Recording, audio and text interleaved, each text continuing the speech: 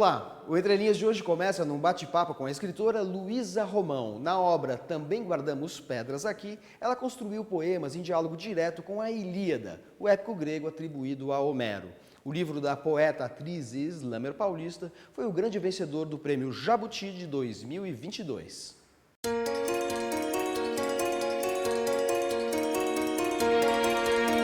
Luísa, Também Guardamos Pedras Aqui ganhou o prêmio de livro do ano, Jabuti, em 2022. Depois você publicou Nadine, pela editora Quelônio. São dois livros de poemas, mas ambos têm uma característica. Os poemas são muito amarrados entre si. Como é que é essa amarração? Eu acho que eu sou uma poeta apaixonada por prosa, por narrativa.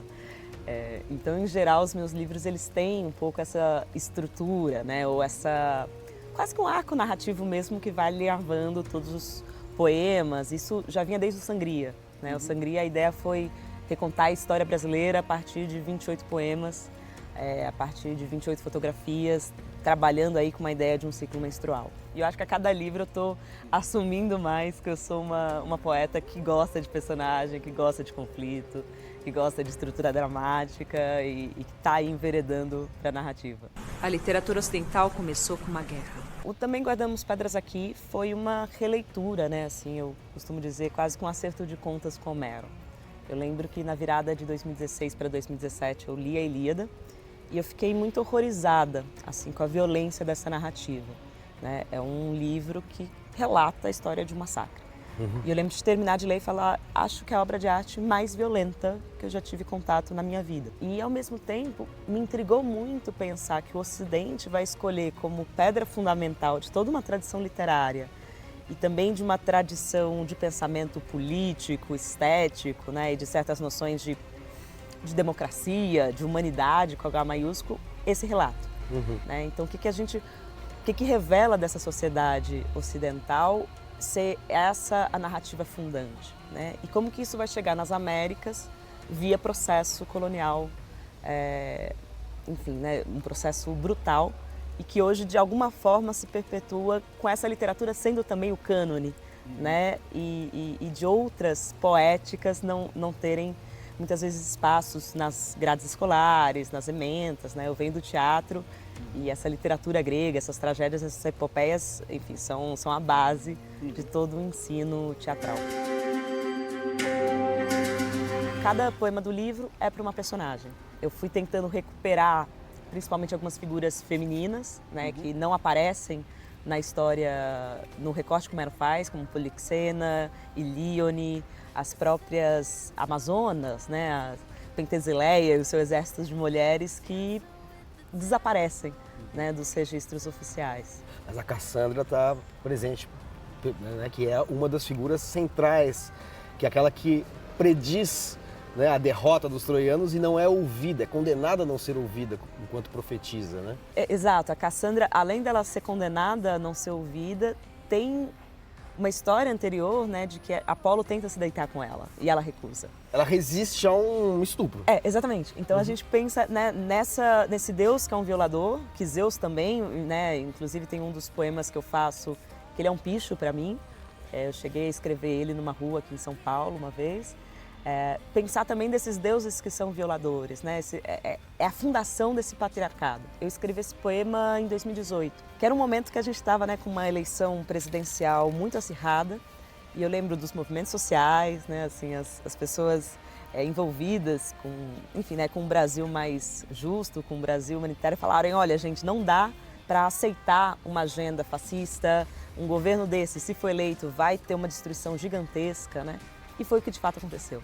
Então o verso inicial da Cassandra, né, que é entenda-se, anunciar desgraça não é o mesmo que remediá-la, para mim, de certa forma, sintetizava esse momento político que a gente estava no Brasil, que é apresentando relatórios do IBAMA, fotografia aérea de crianças vietnamitas e fatos que antes eram nunca mais voltariam a fazer parte da política brasileira.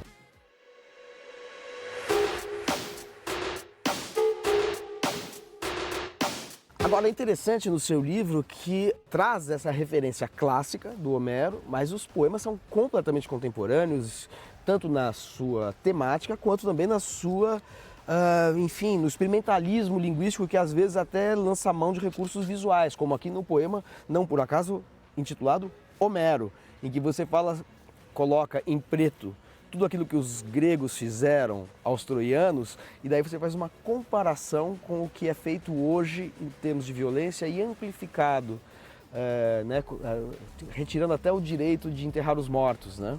No momento que eu leio a Ilíada, eu estava viajando no interior da Bolívia. E eu fui visitar o local onde o Che Guevara foi assassinado. Né? Ele, depois de Cuba, né, de ir para Angola, ele vai tentar articular ali uma revolta popular campesina rural na Bolívia.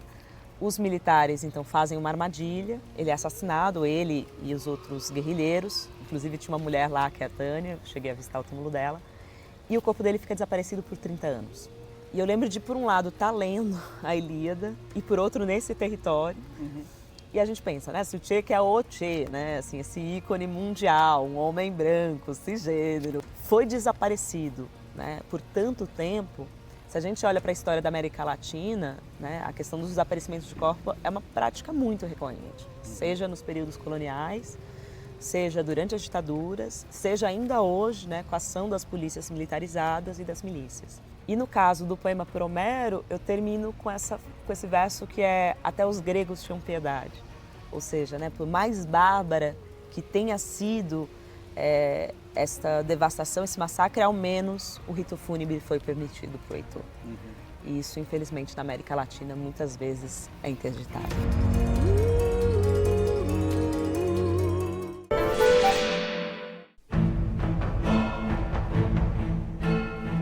Obra fundadora da literatura ocidental, a Ilíada de Homero é um poema épico que surgiu entre o fim do século VIII e o início do século VII a.C. Mas sua ação se situa num tempo anterior, durante a mítica Guerra de Troia, que teria ocorrido entre os anos 1300 e 1200 antes da era cristã. Os estudiosos sempre discutiram se efetivamente existiu um poeta chamado Homero, que também seria autor da Odisseia, o outro grande épico grego. Hoje há um consenso de que a Ilíada é fruto do trabalho de um único poeta, mas a partir de elaborações de centenas de poetas orais anteriores, e de que Homero já dominava a escrita, o que garantiu que o poema fosse transmitido até nós. Come away to freedom. Come to Troy with me. Quando a Ilíada tem início, a Guerra de Troia já se desenrolava há 10 anos, motivada pelo rapto de Helena, mulher de Menelau, rei de Esparta, por Paris, príncipe de Troia. O conflito interno à narrativa é desencadeado por uma disputa entre os gregos Agamenon e Aquiles, cuja ira percorre o poema desde o primeiro verso. Canta, ó deusa, a cólera de Aquiles. Entre batalhas sangrentas e o conflito entre os heróis dos dois lados, Aquiles e o troiano Heitor, desfilam pela Ilíada os costumes e valores de uma sociedade aristocrática e guerreira, governada por noções como hospitalidade, honra e glória, na qual os homens interagem com os deuses do Olimpo. Se o clássico de Homero se tornou referência para outros épicos, desde a Eneida de Virgílio até os Lusíadas de Camões, o universo da Ilíada também consagrou formações sociais em choque, com uma sensibilidade moderna que coloca em xeque noções arcaicas de virilidade bélica. Almighty Zeus, help me find a weakness.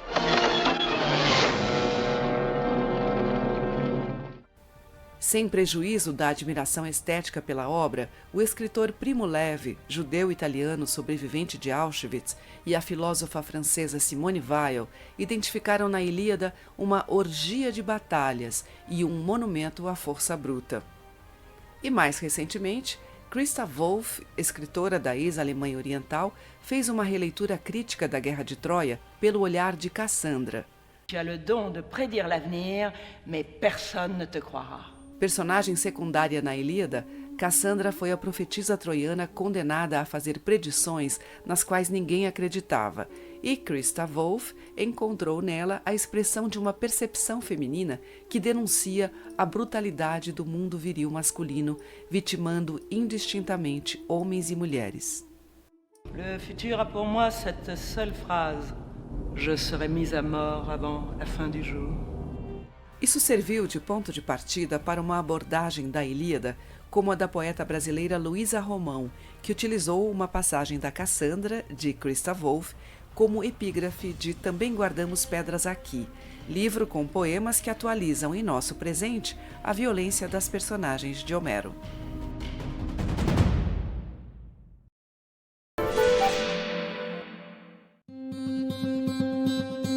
Escrito num gênero híbrido entre o diário e o ensaio, Viagem de Petersburgo a Moscou é o livro em que Alexander Radishev faz uma crítica pioneira, ainda no século XVIII, ao sistema de servidão da Rússia czarista.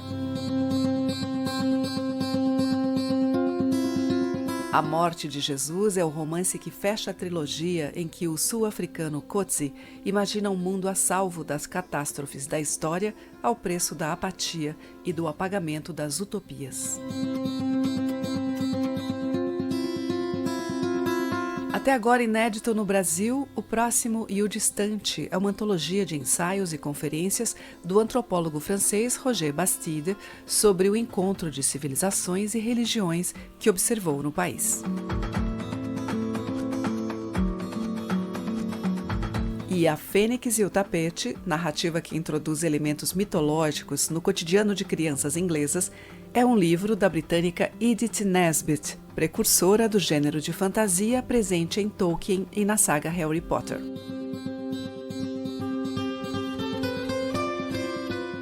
Depois do intervalo, uma entrevista com o sociólogo e escritor Marcelo Ridente sobre o romance Arrigo. O Entre Linhas volta já.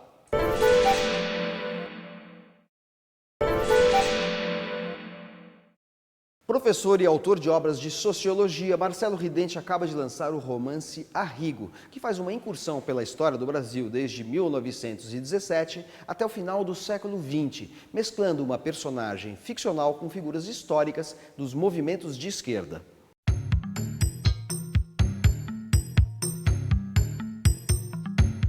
Como é que depois de tantos estudos, livros sobre, enfim, movimentos de esquerda, sociais, relação dos intelectuais com esses movimentos, surge um romance intitulado Arrigo, que você lançou recentemente? Desde que eu li o Memórias Póstumas de Brás Cubas, um dia eu vou escrever um romance com uma espécie de um Brás Cubas de esquerda. É claro que eu não sou Machado de Assis, né? Mas evidentemente era aquele sonho de jovem.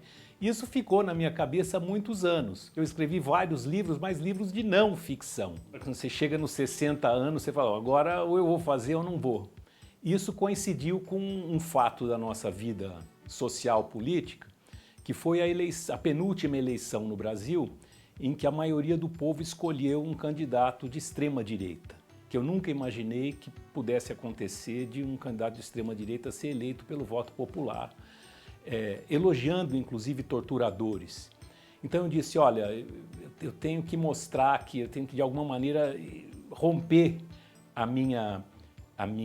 o meu distanciamento como cientista social e escrever alguma coisa mais existencial, mais encarnada, com uma espécie de, ainda que fosse uma resposta pessoal minha, a essa situação que nós vivemos no Brasil muito terrível, que não é só brasileira, é mundial, né?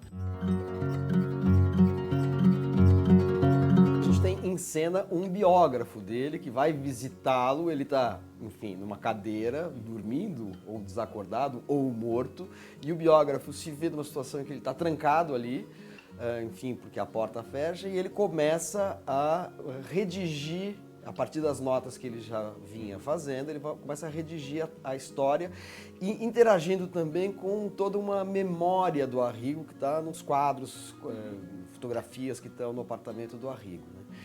Como é que a partir dessa estrutura, você criou uma personagem que atravessa a história do século XX? Um outro que a personalidade era muito diferente, mas também lutou contra a ditadura do Vargas, depois lutou na Guerra Civil Espanhola, depois na Resistência Francesa e depois na luta armada contra a ditadura militar, que é o Apolônio de Carvalho, que é mais ou menos da mesma geração do Arrigo. Assim, e que aparece como um personagem, ele, a caminho da Espanha, ele convence o Arrigo a lutar na Guerra Civil Espanhola. E depois o Arrigo vai fazer uma trajetória mais ou menos paralela à do Apolônio de Carvalho, assim como de outros da geração dele, que também ajudam a inspirar o Arrigo e que aparecem também como personagens, o Carlos Marighella e o Caio Prado Júnior. O Arrigo era filho de um homem da aristocracia do café, que era juiz de direito, e a mãe dele era uma imigrante italiana que acabou sendo seduzida pelo tio Mário do Arrigo, né? Que é o primo dela, né? Que é o primo dela, e eles vão trabalhar no que antes eram os bairros Fabris de São Paulo. A dona Ima era funcionária do Cotonifício Cresp. Aí eu vou contando a história desde o tempo do anarquismo, do tio Mário, as viagens, né? E, inclusive as passagens pelo calabouço do tio Mário, depois do Arrigo. Então o livro tem uma espécie de inventário aí das prisões políticas ao longo do século XX e o que se passou nesse tempo. E isso tudo do ponto de vista de uma personagem ficcional, que é o Arrigo, que interage com várias personagens históricas, né, dos movimentos de esquerda no Brasil, como por exemplo o Astrogildo Pereira. O Astrogildo Pereira, que é fantástico, né? Porque tem um episódio do Astrogildo conhecido como Machado de Assis, né? O beijamão do Machado de Assis na hora da morte, que parece que foi inventado, mas não. Naquele tempo ele era anarquista. Mas ele esconde isso depois, né? Ele esconde depois porque podia ser visto como uma espécie de intelectual pequeno burguês. Quando ele foi preso depois, durante a ditadura militar, ajudou a tirar, um dos argumentos que ajudou a tirar o Astrogildo da cadeia foi o fato dele ter sido um grande admirador, escreveu várias coisas sobre o Machado de Assis, que tem admiradores em todo o espectro político, da direita à esquerda no Brasil. Inclusive eu mesmo, evidentemente. Qual é o arco temporal que o romance cobre? São 100 anos da grande greve de 1917, que parou São Paulo e parou outras cidades também, a greve geral, mítica na história do movimento operário brasileiro, e a penúltima eleição no Brasil, quando a extrema-direita voltou ao poder. E como é que o Arrigo vive isso? Ele vive mais a época de resistência contra regimes autoritários de extrema-direita, e ele vive também mais a época da grande utopia das revoluções. Quer dizer, a era das revoluções começa no século XX, com a Revolução Mexicana em 1910, depois Revolução Russa, 17, e aí que o Arrigo começa a entrar na história. E as últimas revoluções vitoriosas foram no Irã e na Nicarágua em 79. Eu estudei 40 anos da história do Brasil e particularmente da esquerda, e de certa maneira eu condensei isso em personagens fictícios, né, que aparecem no romance Arrigo, de todos os espectros. Então nós temos o Dito Cabeção, que é ligado à esquerda trabalhista, o Irineu, o católico, os filhos dele, o Lino, trotskista, a Diana, que era uma moça que trabalhou com a dona Ima no Cotonifício Cresp, foi estuprada quando era menina e depois vira uma guerreira, vai lutar também na Segunda Guerra Mundial, antes na Guerra Civil Espanhola. Porque as mulheres têm um destaque enorme, seja como militantes, seja como amantes do Arrigo, né? Sim, tem a Dona Maria, que nasceu logo depois da Lei do Ventre Livre e cuidou do Arrigo a vida toda. Tem a mãe dele, a Dona Ima, que é uma mulher forte o suficiente para deixar um herdeiro de fazenda e trocar por um homem maravilhoso, anarquista, um herói, e depois um pouco se arrepende dessa opção, né? Depois a Aurora, a Aurora é inspirada no amar verbo intransitivo do Mário de Andrade, né? Aquela moça que iniciava os jovens na vida sexual das elites, né, para eles não se perderem no meio das prostitutas. E eu inventei uma outra Fräulein, que é a mãe da Aurora, que vai ser a principal companheira do Arrigo a vida toda e que vai ser depois professora de literatura na USP. Recebeu o Sartre, Simone de Beauvoir como tradutora quando estiveram no Brasil.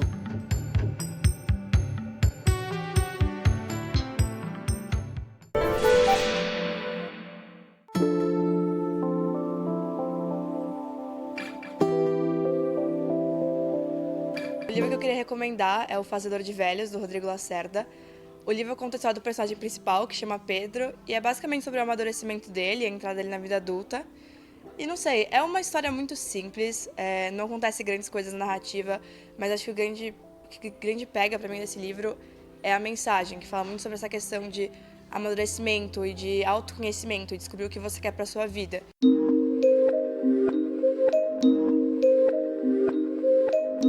Um livro que eu estou lendo agora é um livro sobre a história russa, Catarina a Grande e Potemkin, do autor inglês, o Sebag Montefiore. É muito centrado talvez até mais no Potemkin, que vem de uma família de pequena burguesia talvez, e que ascende ao cargo mais importante da Rússia. Ele, de certa forma, reina com ela. Ele ficou amante dela durante vários anos, ela teve outros amantes, mas ele foi um cara muito importante na expansão do Império Soviético, muito para o sul também, inclusive para a Ucrânia, hoje. Bom, gostaria de indicar o It, a Coisa, do Stephen King. É um livro dos anos 80, talvez uma das maiores obras desse autor do terror dos Estados Unidos. É um livro que fala sobre uma cidade que estaria, em teoria, amaldiçoada e não se sabe muito porquê. E ele tem uma coisa legal na história, que é duas temporalidades, né? Um livro que se passa nos anos 80 e nos anos 60. E a cada capítulo ele vai intercortando, inserindo passagens dos dois períodos até o grande clímax no final do livro, que se revelam os mistérios, que se revela a questão final do porquê que a cidade era amaldiçoada, etc. É um livro de terror, mas o que eu mais gosto dele não é nem isso, é porque o Stephen King nesse livro consegue falar de sérias questões da sociedade, como homofobia, como o espaço da violência no lar, né, violência doméstica, de forma muito repentina. Quando você vê, aquilo já está em pauta no livro, né? Os personagens vivem isso e vem de uma forma muito natural. Eu acho que um autor ter feito isso nos anos 80, somente numa época de uma onda conservadora muito forte no país dele, acho que bem digno, acho bem legal, além de ser uma história que me divertiu muito quando eu li. Derry's not like any town I've ever been in before. People die or disappear 6 times the national average, and that's just grown-ups. O Entre Linhas de hoje termina recordando Luiz Carlos Prestes, uma das personalidades políticas mais influentes do Brasil no século XX. Nascido em Porto Alegre em 1898, Prestes morreu no Rio de Janeiro em 1990. Sob influência do intelectual Astrogildo Pereira, se aproximou do socialismo e foi convidado a aprofundar seus estudos de marxismo em Moscou. Até a semana que vem. O senhor disse que não era marxista, não era comunista, quando liderou a coluna. O senhor sentiu uma necessidade de explicar aquilo que o senhor conheceu no Brasil, a pobreza toda, quando o senhor fez a Marcha da Coluna. Aí o que o senhor fez? O senhor procurou livro com amigos? Como é que foi esse contato com essa literatura? Ao chegar à Bolívia, o primeiro país em que entramos depois da coluna, eu recebi algumas visitas. A primeira foi do jornalista Rafael Correia de Oliveira, no jornal de Santos. Depois foi representante do Estado de São Paulo, no Rio de Janeiro. E já me levou uma boa biblioteca, um grande número de livros. Quase todos os escritores de São Paulo mandavam livros, inclusive o Plínio Salgado, né? Mandou O Estrangeiro, autografado, com dedicatória. E entre eles também alguns livros marxistas, muito poucos. Um manifesto comunista, um livro dessas coleções francesas de capa vermelha que existia naquela época, brochurazinha de Lenin com diversos artigos de Lenin. Posteriormente, o camarada Astrogildo Pereira esteve comigo em Porto Soares. Passamos 2 ou 3 dias juntos. Eu tive a ocasião de conversar com ele. Mas não sabia nada, perguntava algumas coisas sobre... Ele tinha estado na União Soviética, para mim era muito importante conhecer o que era a União Soviética. Mas onde eu fui encontrar mesmo o marxismo, foi quando eu me desloquei para Buenos Aires, que era um grande centro cultural. Lá existia um partido comunista relativamente forte, já existente, e foi apoiando-me nesse partido. Tive algumas reuniões com seus dirigentes, camarada Codovilla, camarada Mioldi, e me encontrei nos livros.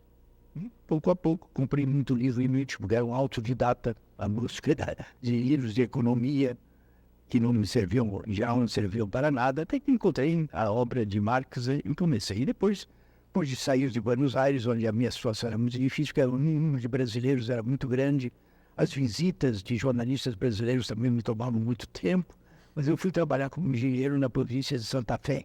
E lá eu era quase que o único brasileiro. Organizei um horário de trabalho próprio para poder estudar. Trabalhávamos das 4 da madrugada ao meio-dia, depois do meio-dia estava com a tarde e a noite livre para estudar. Foi onde eu pude ler O Capital de Marx, foi lá em Santa Fé.